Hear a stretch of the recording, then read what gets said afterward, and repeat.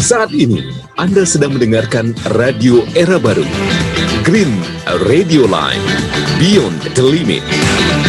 Hai sahabat Green, selamat bergabung dan selamat mendengarkan. Nah, kali ini kita berada bersama Kak Novita Indri sebagai speaking sebagai Steering Committee of Jeda Iklim atau Climate Strike Indonesia.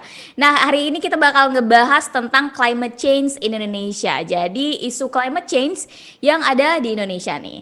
Dan ya, kita mau mengucapkan terima kasih untuk Kak Novita sudah memberikan waktunya dan bisa nih memberikan ceritanya bersama kita dan pagi hari ini. Bagaimana Kak kabarnya di sana sekarang? Alhamdulillah baik. Luar biasa. Makasih banyak loh untuk waktunya, Kak. Terima kasih juga kesempatannya udah diajak untuk ngobrol-ngobrol. Sip. Nah, jadi interview kita kali ini nih, Kak, bakal ditayangin di program Bumi Kita yang mana bisa diakses di www.greenradioline.id, radio website kita, dan juga di YouTube channel kita Green Radio Line.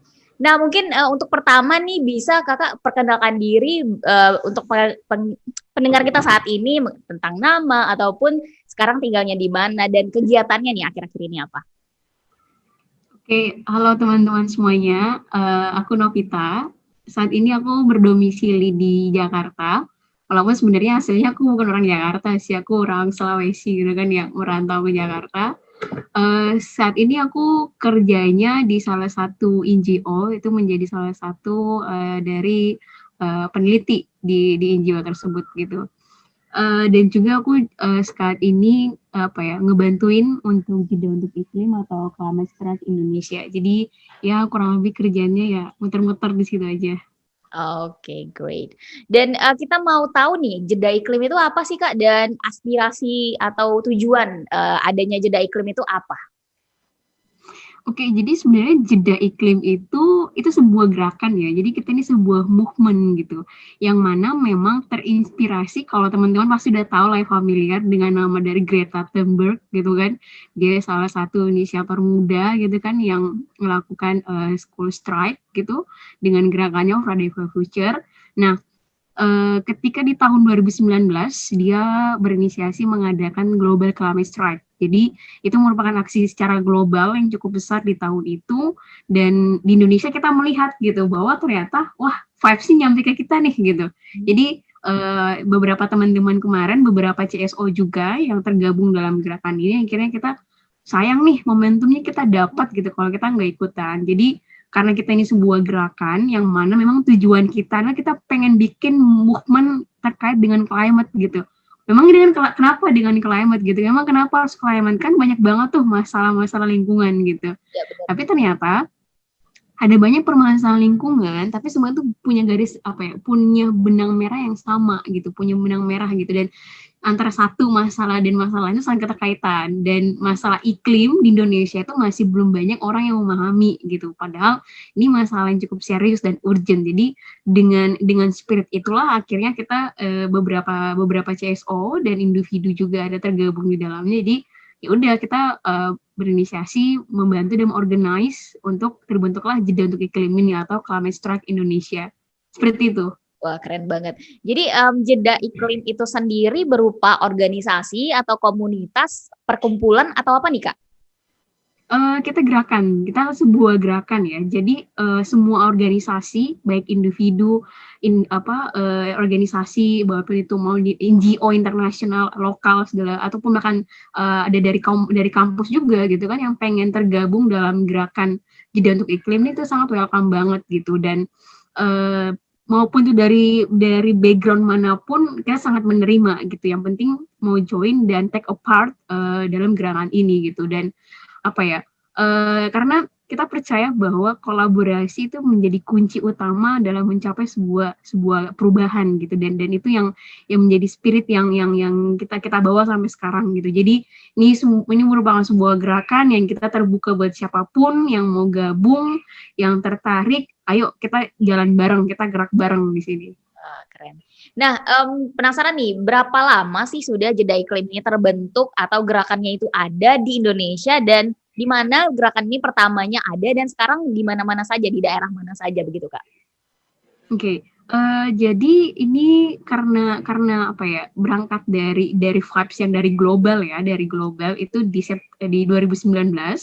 Jadi ini baru terbentuk itu 2019 gitu. Jadi kayak kita melihat ini momentumnya pas banget. Jadi kan tahun 2019 itu lagi happening-nya kan gerakan Thunberg sebelum pandemi itu lagi happening banget, dan akhirnya kita melihat sayang kalau misalnya Indonesia melewatkan gitu, karena kita memiliki opportunity di situ untuk bisa melakukan perubahan yang sama gitu. Akhirnya 2019 di pertengahan tahun kita bergabung beberapa CSO dan akhirnya kita melakukan gerakan jeda untuk iklim ini gitu. Nah dari situ pertama kali itu baru di Jakarta doang tuh, itu baru di Jakarta gitu. Tapi makin mendekati hari H, karena kita publish juga di sosial media, khususnya di Instagram, itu banyak orang yang ternyata mereka udah tahu duluan nih Greta Thunberg sama gerakannya gitu. Dan ketika kita posting di sosial media, dan itu antusiasnya cukup lumayan banget gitu, karena banyak yang bilang ada ya ternyata di Indonesia ya gitu, ternyata Indonesia punya juga nih gerakannya gitu. Dan itu banyak banget yang akhirnya ikutan untuk ikut turun ke jalan gitu, karena September kemarin kita ngadain strike itu di jalan gitu, itu di Jakarta tempatnya. Nah tapi melihat antusiasmenya itu nggak hanya di Jakarta, ternyata ada juga nih kota-kota lain pengen buat gitu, karena ada yang bilang Kak aku lagi nggak di Jakarta nih, aku di kota lain, bisa nggak aku bikin gitu kan. Dan itu kita sangat senang banget gitu. Jadi itu berawal dari Jakarta, terus ada beberapa kota-kota lain yang ikut, kayak misalnya ada Bandung, ada Malang, ada Makassar juga kemarin, ada dari Sumatera, aku lupa kalau nggak salah di Aceh, sama di Danau Toba, Danau Toba gitu, itu kemarin ikutan. Nah, tapi kalau untuk karena itu pada saat ada momentumnya gitu kan, ya balik lagi gitu, karena ini sebuah gerakan gitu kan, nggak ada yang sifatnya di sini sebagai staff, nggak ada, jadi ya udah berdasarkannya volunteering gitu. Ya. Nah, tapi untuk saat ini memang sampai saat ini ya gitu, jadi jeda untuk iklim itu yang masih cukup aktif itu masih di Jakarta, memang bisa dibilang sebagai core-nya itu di Jakarta. Terus ada beberapa teman-teman juga yang masih melakukan gerakan-gerakan juga, kayak misalnya teman-teman jeda iklim Makassar, jeda iklim Bandung juga, sama teman-teman yang di Serang gitu. Di Jogja juga ada, di Jogja, iya benar, di Jogja.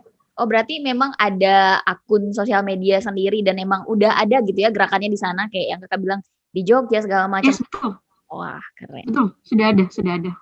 Nah ini nih Kak, kita mau tanya pendapat pribadi Kakak tentang apa sih climate change itu? Bagaimana Kakak ngedefine what is climate change gitu loh? Oke, kalau aku pribadi ya merasa perubahan iklim itu sudah aku rasakan sekitar 5 tahun yang lalu gitu, karena aku datang dari Pulau Sulawesi, yang mana ketika aku merantau ke Jakarta dan ketika aku balik lagi ke tempatku itu untuk liburan dan segala macamnya, aku melihat perubahannya cukup signifikan gitu. Awalnya aku nggak merasa kalau ini perubahan iklim gitu, tapi ketika aku mendalami masalah terkait perubahan iklim dan aku coba hubungkan dengan masalah daerahku, wow, climate change is real gitu kan, bahwa climate change itu benar-benar ada gitu. Jadi kayak banyak orang yang masih meragukan, emang ini beneran ya perubahan iklim gitu. Dan aku udah merasakannya gitu, di tempatku tuh udah berasa banget perubahan iklimnya. Jadi aku pribadi kalau menafsirkan perubahan iklim itu apa sorry kalau cukup teknikal banget ya. Jadi menurutku ya, perubahan iklim itu ketika sebuah kondisi yang kita sudah di keadaan tidak normal, tapi masih banyak orang-orang yang menganggap itu hal yang normal, padahal itu sudah ketidaknormalan gitu. Jadi kayak aku merasa kita saat ini nih itu sudah situasi yang tidak normal gitu. Tapi masih banyak orang-orang di luar sana dan masih banyak persepsi yang menganggapan it's fine gitu. Ini masih normal kok gitu kan. Perubahan iklim masih jauh gitu kan. Kan perubahan iklim cuma es kutub doang yang mencair gitu. Padahal nggak cuma itu aja gitu. Perubahan itu sangat kompleks gitu. Ada banyak perubahan, dinamika perubahan yang terjadi gitu. Dan kalau kita mendefine perubahan iklim itu berdasarkan istilahnya atau berdasarkan menurut dari UNFCCC, perubahan iklim itu adalah ketika terjadi perubahan iklim yang mana di situ terjadi perubahan variabilitas gitu. Di situ ada perubahan temperatur, di situ ada perubahan cuaca, ada perubahan arah angin dan segala macamnya gitu kan. Variabilitas itulah yang terjadi perubahan dalam rentan waktu tertentu gitu kan, yang mana itu diperparah oleh akibat kita gitu. Oleh aktivitas kita manusia gitu. Dan memang kita baru merasakan perubahan itu sekarang ini gitu. Karena sebenarnya akumulasi gitu. Sebenarnya kalau melihat dari dari datanya ya, kalau kita bicara berdasarkan data, itu kalau dilakukan pengukuran dari tahun 90-an gitu kan sampai saat ini, itu perubahannya kelihatan banget dari grafik datanya gitu kan. Tapi kan banyak orang yang nggak membaca data gitu kan, kayak aku pun pertama kali sebelum mendalami terkait dengan masalah ini, aku pun nggak beranggapan kayak ini normal kok, perubahan biasa aja, kalau yang biasa kan kita cuaca berubah-berubah is fine gitu. Tapi kok makin kesini kok perubahannya makin beda gitu kan. Karena karena intensitas dan frekuensi terjadinya perubahan itu makin berasa gitu. Kayak misalnya nih gitu, contoh realnya gitu. Kita nih bisa dibilang 2 tahun terakhir ini pasti awal tahun itu bakal terjadi sesuatu bencana alam gitu. Kayak tahun kemarin di Jakarta gitu kan, awal tahun kemarin tuh di Jakarta banjir, tiba-tiba habis tahun baru terus banjir gitu kan. Terus awal tahun ini beberapa kota gitu kan yang langsung diterjang banjir gitu.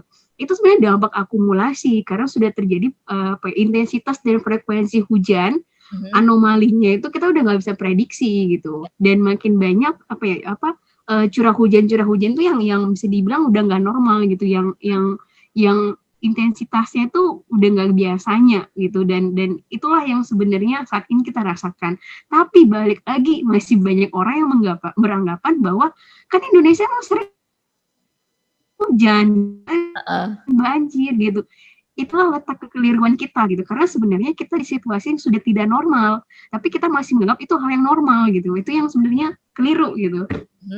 Iya, kalau misalnya kita ngelihat sekarang banjir yang ada di Kalimantan yang gak surut-surut sudah hampir mau 1 bulan ini ya Kak ya, mungkin bisa dikaitkan dengan deforestasi hutan yang ada di Kalimantan, yang dulunya banyak hutan, sekarang sudah gundul semua nih untuk jadi pemukiman, pertanian, segala macam, yang mana itu bakal nge-leads ke perubahan iklim balik lagi. Tapi banyak orang ya Kak ya, menariknya itu banyak orang yang gak sadar akan hal itu, dah di saat dikasih tahu nih, a little bit gimana ya, nggak mau terima gitu loh. Ya emang gitu aja gitu loh. Gimana sih gitu?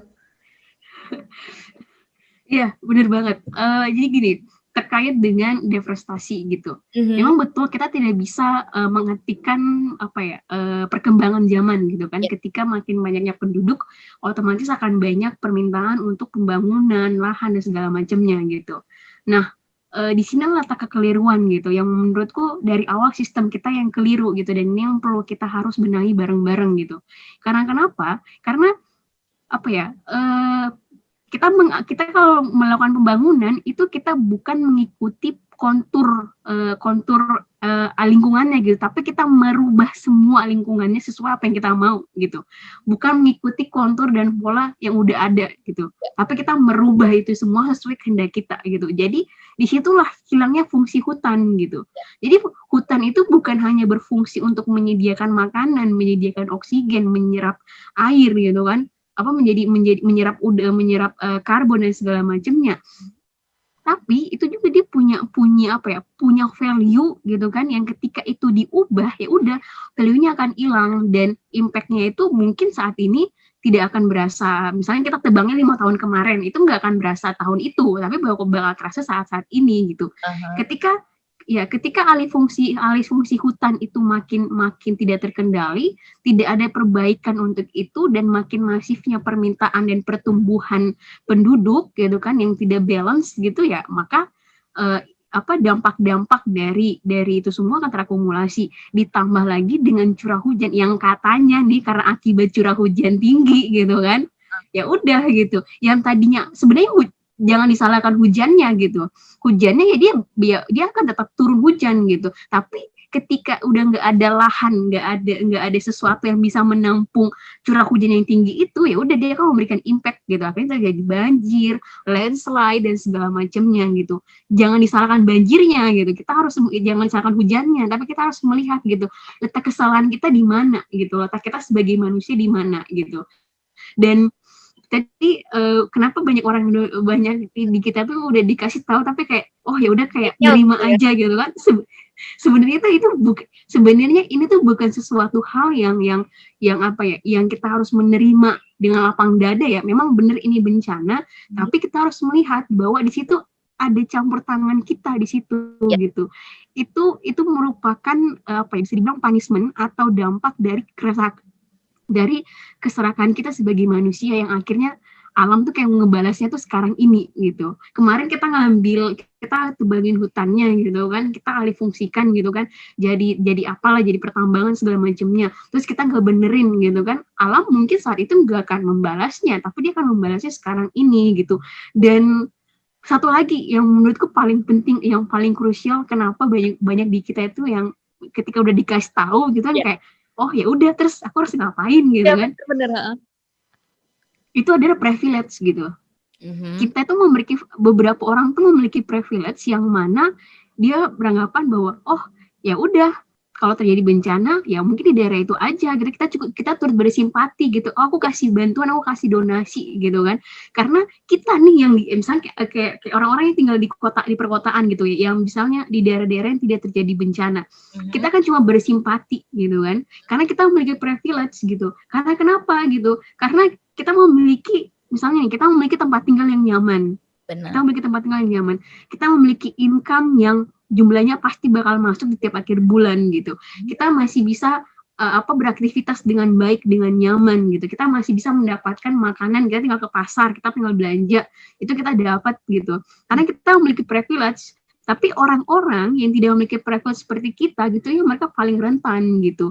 Dan ketika kita ngasih tahu nih, ini loh perubahan iklim gitu kan, kayak banyak orang yang beranggapan ya udah, toh emang kenapa, aku masih hidup juga gitu kan, aku masih bisa kerja, masih dapat duit ya, terus apa gitu kan. Karena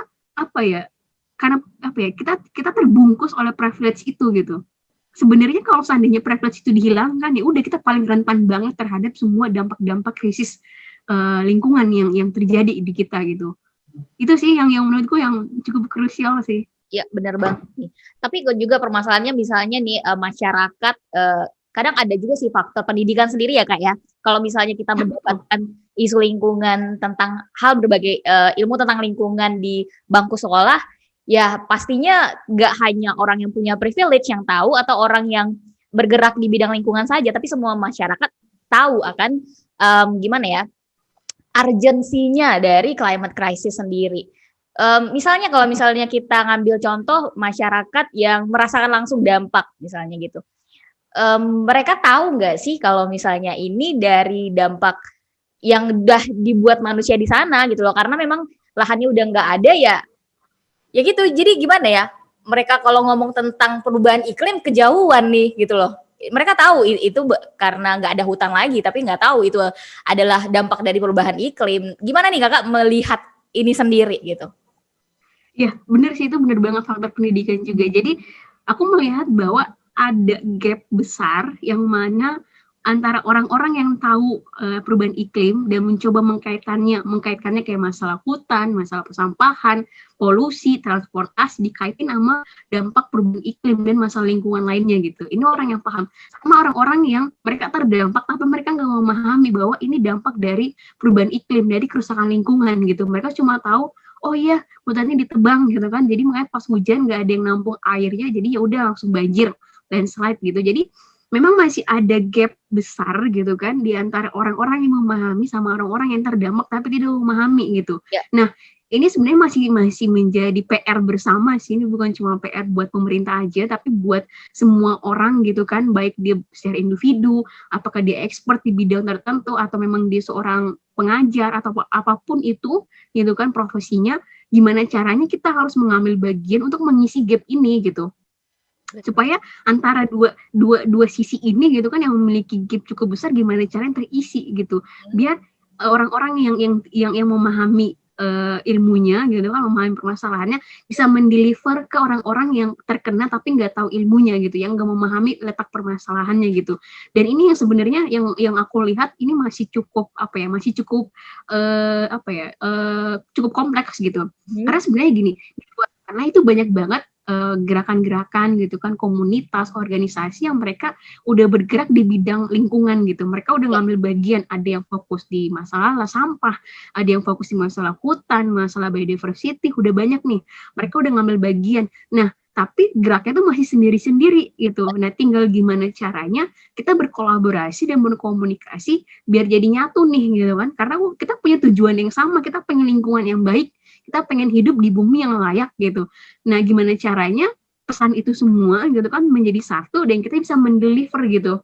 Mendeliver ke orang-orang yang mereka terdampak tapi belum memahami gitu.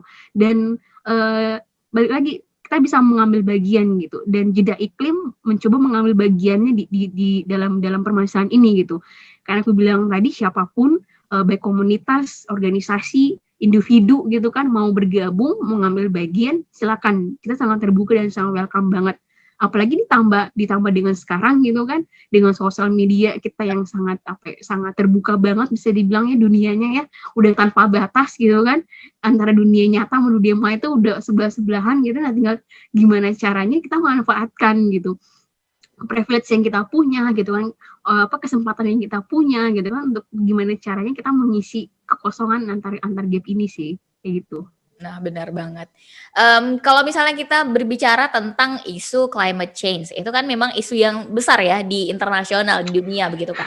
Dan apakah punya korelasi nggak sih antara Indonesia sebagai negara penghasil karbon? Karena yang saya baca memang Indonesia salah satu yang memberikan dampak terhadap perubahan iklim dunia nih, dengan adanya dampak dari sektor nasional sendiri. Kita ngelihat nggak usah jauh-jauh deh ke luar negeri dulu, dari nasional aja, isu nasional aja. Karena adanya dampak perubahan iklim ini, apakah ada dampak nih ke ekonomi, politikal, ataupun social problem, issues in Indonesia? Gimana kakak melihatnya? Ya, memang benar banget sih. Kalau bicara soal perubahan iklim itu kayak, aduh, ini kompleks banget, jadi kayak pusing sendiri gitu kan. Karena terlalu banyak hal yang saling berkaitan di situ. Jadi gini, di Indonesia sendiri itu pemerintah gitu kan, dia udah punya langkah baik gitu kan, itu dengan meratifikasi Paris Agreement gitu. Kalau teman-teman tahu Paris Agreement gitu kan, sebuah perjanjian tingkat global gitu kan, di mana tiap-tiap negara itu berkomitmen untuk bagaimana caranya untuk menahan supaya suhu temperatur global itu nggak naik sampai 2 derajat itu, 1,5 sampai 2 derajat gitu. Indonesia udah menunjukkan komitmennya di situ. Nah, tetapi gitu kan, kalau kita mengkaitkan gitu kan, Indonesia sebagai negara penghasil emisi. Jadi di Indonesia itu ada 5 sektor utama yang mana diidentifikasi memberikan kontribusi gas rumah kaca yang paling besar ya untuk tingkat nasional. Pertama itu kehutanan, ini di sini termasuk pengalih fungsian hutan dan kebakaran hutan. Kemudian ada segi transportasi, gitu kan. Terus ada kemudian energi, konsumsi energi kita. Kemudian di sini ada limbah, gitu kan. Dan satu lagi itu dari, aku lupa, ada satu lagi. Sorry, aku miss banget di yang poin yang itu. Nah, dari 5 sektor ini gitu kan, yang paling gede porsinya itu dari hutan gitu, dari pengalih fungsi hutan gitu, dari penggunaan dan penghasilan hutan plus kebakaran hutan. Jadi karena kenapa Indonesia termasuk emisinya paling gede, karena beberapa tahun belakangan ini kita yang sering banget terjadi kebakaran hutan gitu, dan itu bisa dibilang hampir tiap tahun gitu kita beberapa wilayah mengalami kebakaran hutan gitu. Nah, terus kemudian dari segi transportasi, ya bisa dibilang Indonesia bisa transportasi publiknya itu masih belum memadai gitu. Jadi masih banyak orang-orang yang memilih untuk menggunakan kendaraan pribadinya gitu, walaupun itu jarak dekat gitu, walaupun mau ke Indo Alfa gitu kan, tapi ya mager gitu kan, ya udah daripada jalan ya udah naik motor gitu atau naik mobil gitu, atau atau orang Indonesia sering banget ya jalan-jalan gitu kan, bepergian gitu, liburan mau kemana milihnya naik pesawat gitu kan, yang mana emang tuh emisinya cukup gede dari segi transportasi. Kemudian dari segi energi ini lebih ke penggunaan listrik gitu, yang mana bisa dibilang hampir sekitar 70% itu sumber energi listrik kita itu masih dari batu bara gitu. Ya kalau kita runut gitu kan, batu bara dari dia dikeruk gitu kan, terus dia di deliver pengirimannya, terus diubah lagi menjadi listrik di pabriknya gitu kan. Nah, itu rantai jejak karbonnya tuh udah panjang banget gitu kan. Kemudian limbah gitu, ini sektor limbah gitu kan. Oh, aku baru ingat satu lagi, sektor itu industri gitu. Nah, limbah ini memang porsinya cukup bisa bilang kecil ya, tapi ini bisa menjadi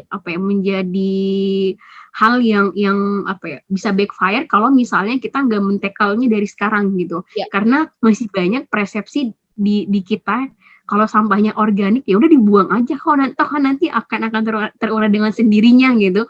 Ya betul, tapi pemahamannya harus dilanjutkan, jangan berhenti sampai di situ. Karena kenapa? Walaupun dia organik akan terurai dengan alamiah, tapi jangan lupa dari proses dia mengurainya itu nanti ada hasil produk samping yang dihasilkan. Nanti dia akan merilis beberapa gas-gas kayak gas metan, gas dioksin, gas karbon, yang mana gas-gas itu termasuk penyumbang gas rumah kaca gitu. Nah itu tuh jangan sampai berhenti, oh kan dia terurai gitu ya. Ya bener, tapi harus dilanjutin gitu kan. Jadi terus sektor industri itu dia cukup memberikan kontribusi terhadap gas rumah kaca, karena selain dia membutuhkan energi yang banyak gitu kan untuk bisa menggerakkan roda industrinya gitu kan, nah dia juga merilis beberapa industri itu dia merilis gas karbon juga gitu. Nah, lima sektor ini tuh di Indonesia yang cukup berkontribusi terhadap gas rumah kaca. Nah, kalau dikaitin gitu kan dengan ekonomi, politik, sosial, agama, 2018 kemarin ada special report yang dikeluarkan oleh IPCC, itu judulnya Global Warming 1.5 degrees Celsius. Di dalam report itu cukup jelas banget, dia nyebutin kalau misalnya suhu bumi secara global naik 1,5 akan terjadi apa-apa. Kalau naik sampai 2 derajat akan terjadi apa-apa. Itu cukup detail banget di situ disebutinnya dalam report tersebut. Tapi aku akan nyebutin beberapa aja yang ini sebenarnya kita udah ngerasain gitu, tapi masih banyak orang yang masih belum emang iya gitu.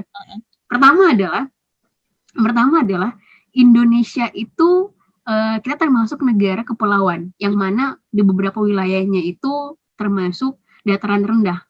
Nah, dalam special report tersebut mengatakan bahwa kalau misalnya terjadi kenaikan 1,5, maka nanti akan terjadi penaikan muka air laut sebesar 0,4 meter sampai tahun 2100.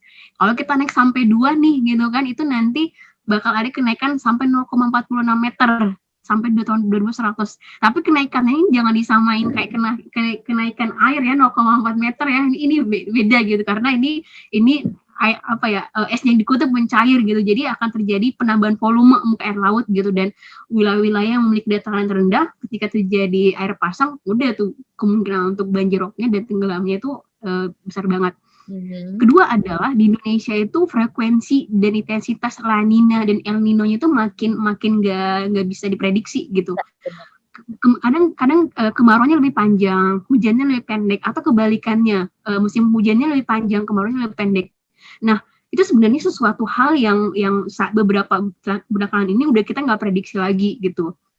Dan ini sangat berdampak banget bagi petani-petani gitu kan, para nelayan gitu, yang mana aku ingat banget sih karena ada keluarga aku yang petani dulu tuh kalau nanam udah nggak lihat ini aja, lihat ngitung tanggal gitu, ngitung waktu pakai tanggal yang jadul itu gitu kan, kayak oh ini sekarang musim tanam, oh nanti beberapa bulan kemudian panen gitu kan, atau atau para nelayan, oh ini sekarang anginnya lagi, ombaknya lagi musim timur, ini musim barat gitu.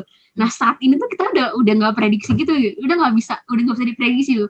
Jadi kadang kita nanam gitu kan, tiba-tiba kemarau gitu, atau tiba-tiba hujan, jadi gagal panen dan segala macamnya.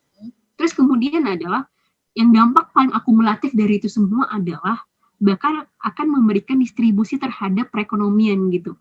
Ketika kita mengalami gagal panen atau kita ke krisis air bersih gitu kan, itu akan memberikan dampak akumulatif terhadap ekonomi gitu.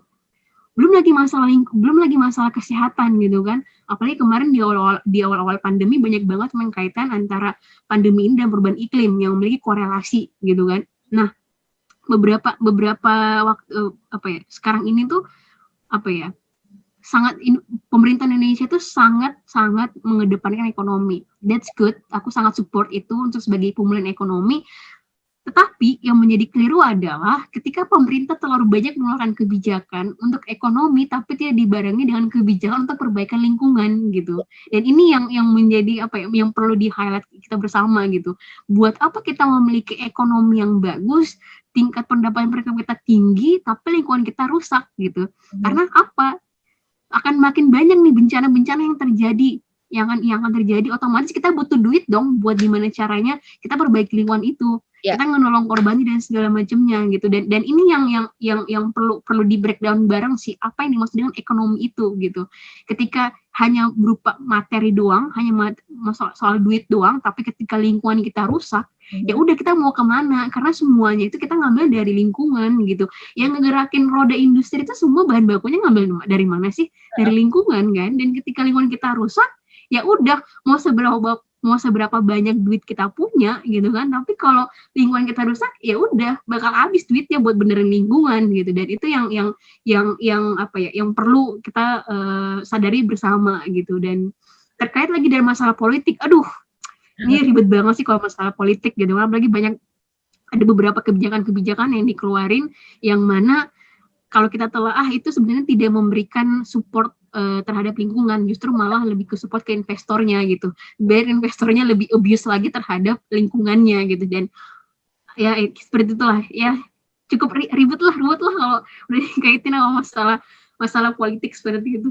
Nah, iya benar banget tuh. Kalau misalnya bisa dianalogikan yang kakak sampaikan tadi, kayak kita udah berjuang untuk mimpi di depan sana, tapi nggak ibaratnya tubuh ya kak ya, badan atau diri nih, kita nggak melakukan healthy lifestyle, kita makan sembarangan, tidur nggak teratur, ibaratnya itulah faktor lingkungannya. Ya kalau misalnya kita bisa achieve dream-nya, tapi badan nggak sehat, kita bakal penyakitan, ya duit yang didapat cuman habis untuk benerin badan lagi, ya itu sama dengan isu lingkungan sendiri gitu ya kak ya. Iya bener banget. So pertanyaan selanjutnya nih yang kita punya, kalau kita berbicara tentang kita ada mengutip dari Climate Change Performance Index bahwa tahun ini Indonesia peringkat ke-24 untuk adanya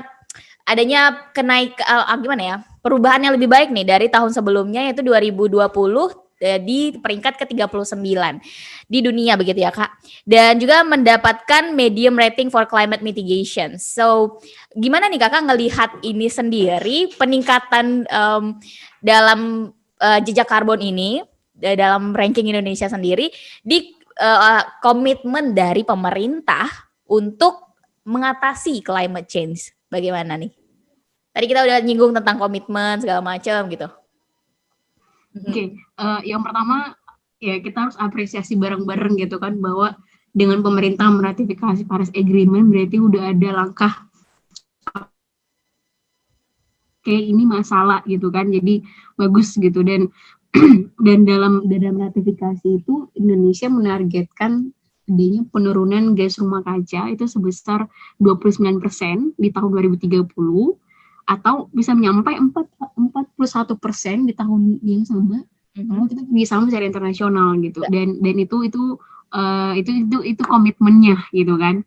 Nah, setiap 5 tahun dari global UNFCCC meminta setiap negara yang meratifikasi itu harus mengupdate NDC-nya gitu.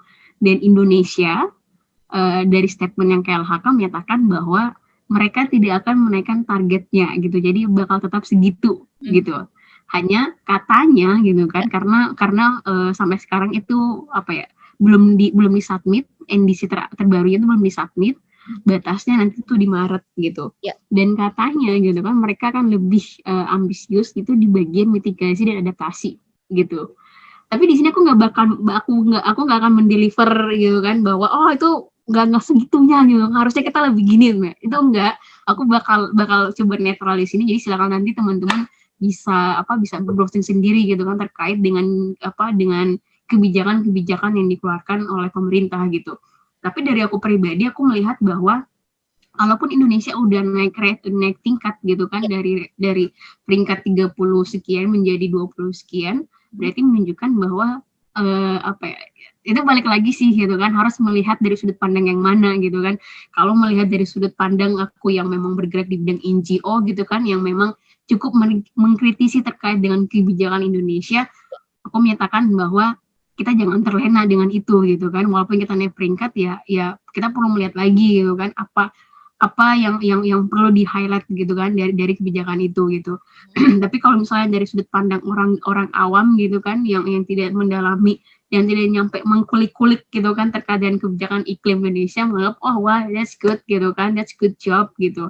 Dan ya silakan dengan apa dengan ini ya, dengan pemikirannya masing-masing dan pandangannya masing-masing. Tapi kalau aku pribadi ya, aku melihat bahwa itu sudah menjadi salah satu langkah yang konkret dari pemerintah, tapi jangan sampai terlena bahwa kita udah naik peringkat gitu, karena apalah arti sebuah peringkat gitu kan kalau cuma hanya berdasarkan di kertas doang gitu, tapi realitanya nggak sesuai gitu kan. Jadi itu jangan sampai membuat kita menjadi lupa diri gitu. Dan sebenarnya dengan adanya indeks seperti itu, seharusnya itu makin membuat Indonesia itu lebih semangat lagi gitu untuk menunjukkan dan mewujudkan komitmennya selama ini gitu. Dan balik lagi, kalau kita ngelihat secara mendetail ya, jadi kalau teman-teman nih gitu kan ngikutin masalah-masalah iklim beberapa waktu, khususnya di 2020 ya, 2020 pertengahan akhir sampai sekarang, kalau teman-teman ikutin beritanya itu cukup banyak banget beberapa media itu yang meng-highlight terkait dengan kebijakan Indonesia, plus dikaitin dengan masalah yang baru-baru ini terjadi, bencana alam yang terjadi. Melihat bahwa target Indonesia gitu kan, target penurunannya nih gitu kan, itu diproyeksikan meleset dari target Paris Agreement, yang mana kita harus menahan 1,5 sampai 2 gitu. Justru melihat bahwa komitmen Indonesia itu meleset dari itu menuju ke angka 3 sampai 4 gitu. Plus dibuktikan dengan terjadi bencana yang terjadi di Kalimantan gitu.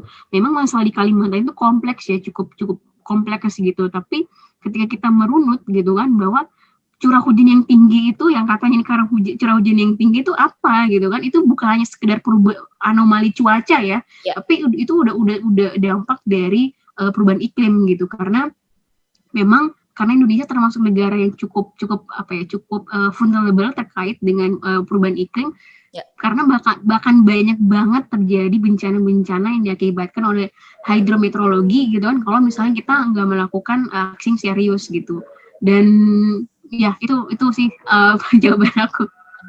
Tapi kalau misalnya dilihat komitmen pemerintah Indonesia ya Kak ya, komitmen kita meratifikasi Paris Agreement, tapi halnya kita ngelihat yang baru-baru aja disahin Omnibus Law begitu.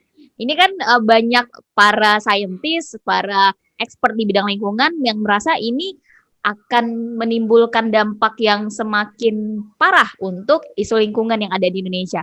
Bagaimana nih Kakak melihat regulasi dan juga komitmen pemerintah Indonesia sebenarnya bagaimana gitu?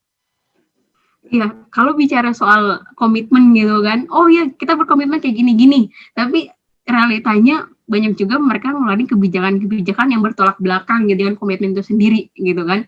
Aku nggak tahu permasalahan apa yang dimiliki oleh internal mereka gitu kan, hingga apa yang dikeluarkan di mulut dengan apa yang realitanya terjadi itu bertolak belakang gitu. Tapi gini, memang ini menjadi masalah juga sih sebenarnya dari sudut pandang di luar ya, yang melihat di luar, ternyata sistem birokrasi di Indonesia itu masih tumpang tindih gitu loh. Kayak misalnya kalau kita bicara masalah perizinan gitu kan, memang perizinan itu tidak hanya di KHK, ada juga perizinan yang dikeluarkan oleh Menteri SDM ataupun dengan menteri-menteri terkait memberikan izin gitu. Nah, Indonesia nih gitu kan KLHK gitu kan. Oh ya kita komitmen untuk menurunkan menurunkan emisi kita gitu kan. Tapi di waktu yang bersamaan kok dia ngeluarin kebijakan Iya. izin ini ya, alih fungsi lahan ya. Kok dia ngeluarin izin untuk food estate ya gitu kan. Yang mana sebenarnya kalau kita telaah gitu kan, izin-izin yang dikeluarkan itu yang mana terjadi perubahan fungsi lahan, mengubah fungsi hutan gitu kan. Itu nggak akan sejalan sama komitmennya gitu kan. Ditambah lagi dengan misalnya menteri sebelah nih gitu kan yang mengeluarkan, oh ya ini kita kasih izin baru buat bangun PLTU ini gitu kan, oh kita kasih izin buat tambang ini ya gitu kan, perpanjang sawitnya, perpanjang batu baranya gitu kan, perpanjang PLTU-nya gitu kan. Lah terus komitmen untuk menurunkan emisi kita tuh dari sektor kehutanan, dari sektor energi dan transportasi gimana gitu kan. Ya itu yang menjadi pertanyaan gitu. Dan kita melihat bahwa ada, ya ini aku nggak tahu ya, tapi kami yang aku dari luar melihat bahwa ada ego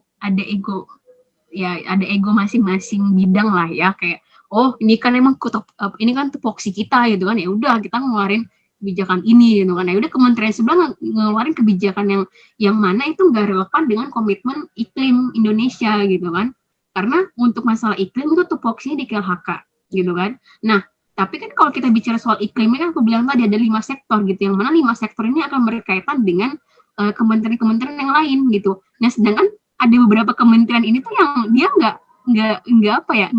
entah tidak mengetahui Ya. atau emang dia tidak mau selaras dengan itu, ya udah dia ngeluarin kebijakan yang dengan sendirinya gitu. Yang ya seperti itulah. Dan satu lagi masalah di Indonesia adalah terkait dengan data gitu. Data untuk terkait dengan proyeksi emisi gas rumah kaca kita itu asli susah banget untuk untuk peroleh data itu susah banget gitu, karena KLHK memiliki proyeksi tersendiri, Bappenas punya proyeksi tersendiri juga gitu. Jadi aduh ini kalau dibandingin dua ini beda gitu, ini bisa beradu nih gitu, datanya itu bisa beradu dan membingungkan bagi kita para peneliti, para orang-orang awam yang pengen mempelajari lebih dalam terkait dengan kebijakan iklim Indonesia kayak gitu. Ya, benar banget. Ya harapannya sih masing-masing antar kelembagaan, antar kementerian mereka bisa saling sinkronis, bisa langsung sinkronis. Jadi biar apapun kebijakan yang dikeluarkannya itu emang mendukung komitmen yang udah diucapkan gitu. Itu sih yang saat ini tuh beberapa dari kita tuh yang menuntut itu gitu. Kita menagih janji apa yang kamu udah ucapkan gitu kan. Walaupun perbuatan tuh nggak sesuai dengan apa yang kamu ucapkan gitu. Nah, iya benar banget nih. Kalau misalnya kita ngelihat itu juga perlunya pergerakan yang masif ya, tidak hanya dari CSO, NGO atau juga dari pemerintahan saja, tapi juga masyarakat awam nih. Karena itu kan yang angkanya besar itu kan masyarakat yang nggak tahu apa-apa sebenarnya gitu loh, tentang regulasi, tentang apa nih yang bakal terjadi di kedepannya. Dan apa menurut kakak langkah yang bisa dilakukan kita sebagai penduduk Indonesia, terlebih yang masih awam nih, untuk juga melakukan push kepada pemerintah dan berkata bahwa ini penting nih, perubahan iklim itu ada dan kita perlu regulasi yang mantep soal ini supaya bisa mencapai tujuan-tujuan yang baik di depan sana gitu. Menurut kakak gimana? Oke. Sebenarnya kalau melihat ini barengan sama kemarin dari sensus penduduk gitu kan, dari BPS itu baru mengeluarkan statistik yang mana jumlah porsi penduduk Indonesia itu 27%-nya lebih banyak itu Gen Z gitu, atau generasi yang lahir dari tahun 97 sampai 2000, dan generasi milenial yang lahir dari tahun 80-an sampai 96, yang mana range usianya itu memang masih kategori anak muda gitu kan. Nah, melihat dari persebaran itu sebenarnya memang bisa dibilang letak perubahan itu bisa datang dari anak muda gitu. Jadi anak muda nih gitu kan, ataupun yang masih merasa muda is fine gitu kan, atau pernah muda gitu kan, itu bisa menjadi bagian untuk mewujudkan terjadi perubahan gitu. Tapi memang perlu, kayak aku bilang tadi, ini masih ada gap yang perlu kita isi bareng, antara yang tahu tapi yang terdampak sama yang nggak tahu. Gimana cara kita ngisi ini nih, kita ngisi gap yang ini. Jadi biar kalaupun juga orang mau gerak, mau melakukan aksi perubahan, tapi kalau dia nggak punya ilmunya kan nggak bisa juga dong, kayak dia ngomong berdasarkan apa nih gitu kan. Jadi kayak orang tuh harus mengedukasi Paling pertama adalah kita harus mengedukasi orang-orang gitu. Entah kita menyebarkan informasi yang banyak ataupun orang-orang yang dengan sendirinya gitu kan mau mencari informasi terkait masalah ini gitu. Nah, jadi biar masing-masing sama-sama memiliki ilmu.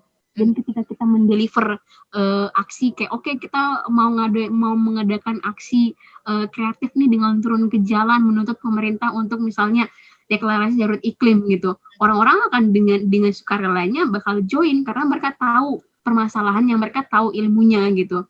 Dan ini sebenarnya masih menjadi masalah bukan masalah, masih jadi challenge ya, masih jadi challenge juga buat gerakan jeda iklim gitu kan, dan beberapa CSO yang lain untuk gimana caranya kita bisa menggerakkan orang-orang ini nih gitu kan, yang sebenarnya dia pengen gerak tapi dia nggak punya ilmunya gitu, atau dia gerak tapi nggak punya ilmunya gitu kan, atau juga ada juga orang yang nggak mau gerak dan nggak punya ilmu gitu, dan tinggal gimana caranya kita bisa merangkul mereka itu semua sih dan bisa gerak bareng gitu.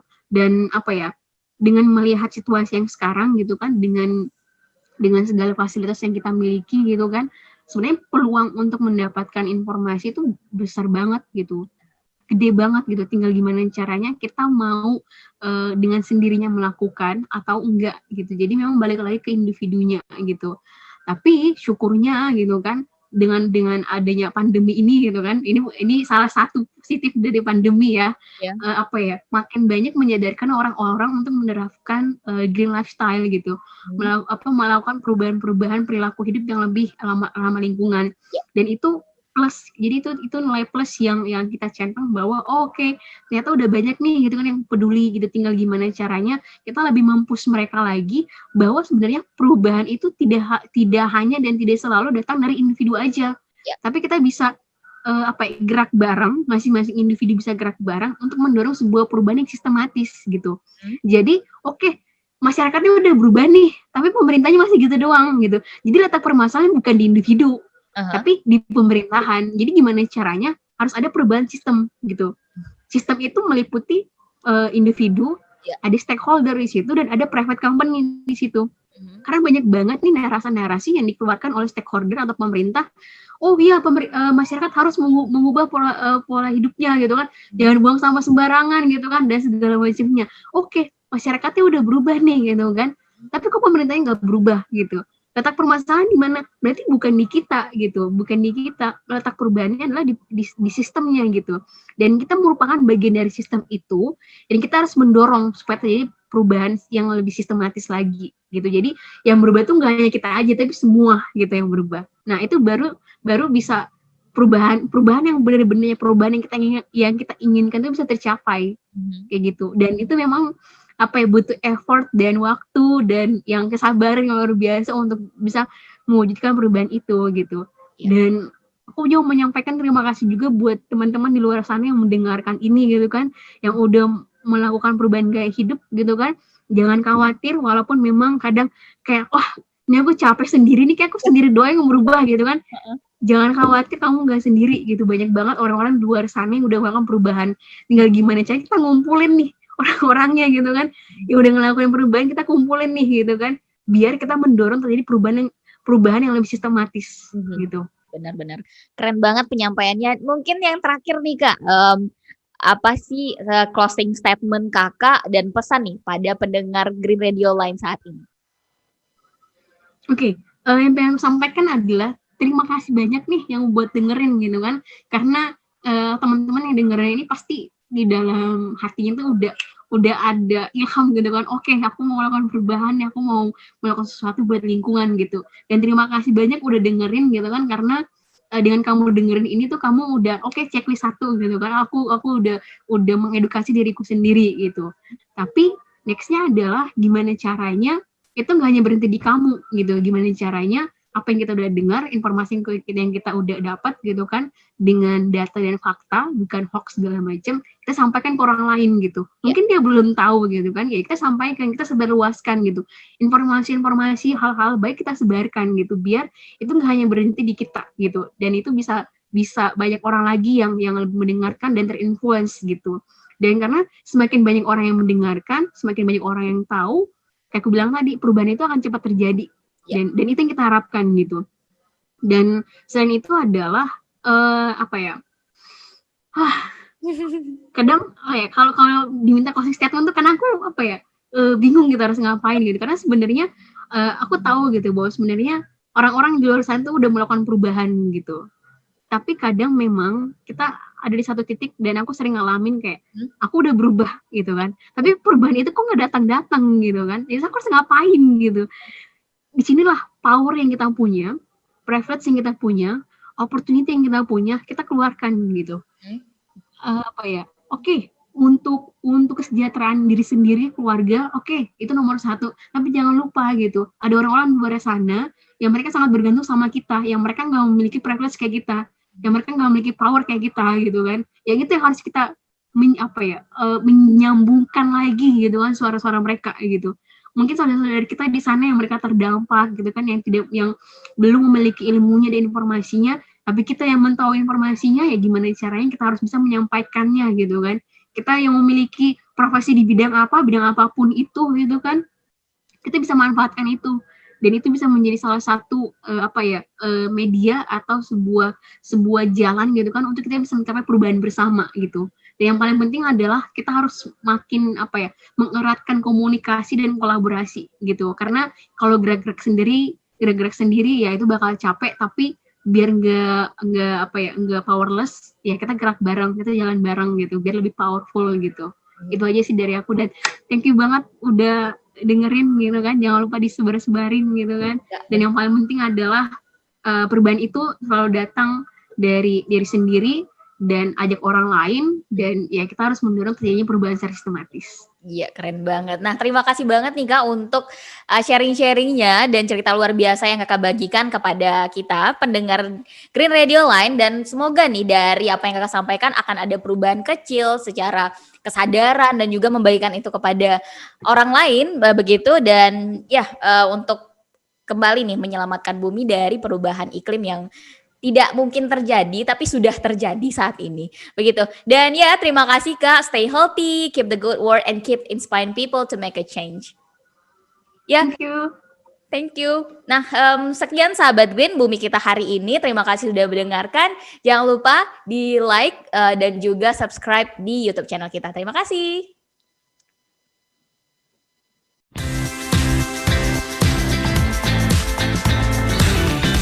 Saat ini Anda sedang mendengarkan Radio Era Baru, Green Radio Line, Beyond the Limit.